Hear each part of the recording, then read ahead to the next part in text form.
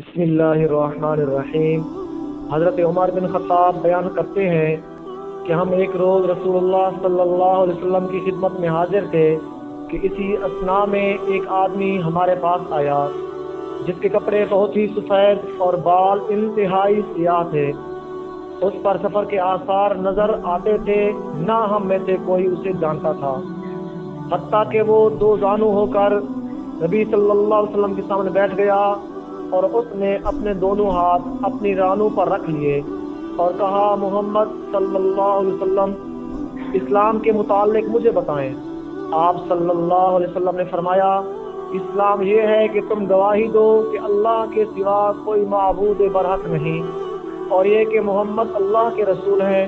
نماز قائم کرو، زکوٰۃ ادا کرو، رمضان کے روزے رکھو، اور اگر استطاعت ہو تو بیت اللہ کا حج کرو۔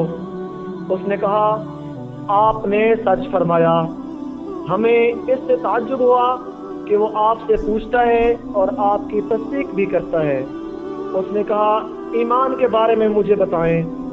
آپ صلی اللہ علیہ وسلم نے فرمایا، یہ کہ تم اللہ پر، اس کے فرشتوں، اس کی کتابوں، اس کے رسولوں اور یوم آخر پر ایمان لاؤ، اور تم تقدیر کے اچھا اور برا ہونے پر ایمان لاؤ۔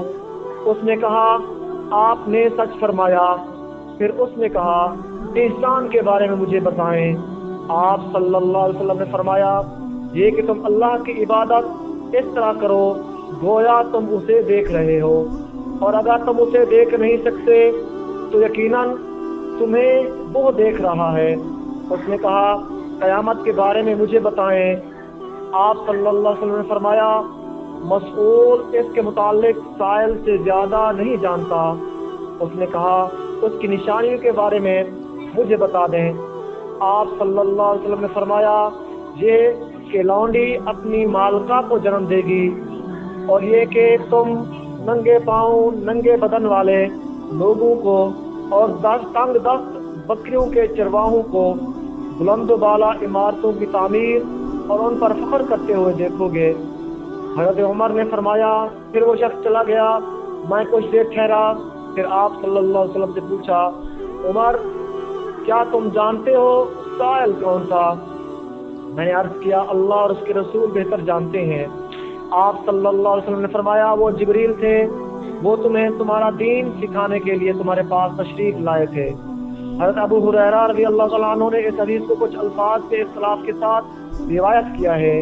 اس حدیث میں ہے کہ جب تم ننگے پاؤں ننگے بدن بہرے گنگے لوگوں کو ملک کے بادشاہ دیکھو گے، اور یہ وقوع قیامت 5 چیزوں میں سے ہے جنہیں صرف اللہ ہی جانتا ہے۔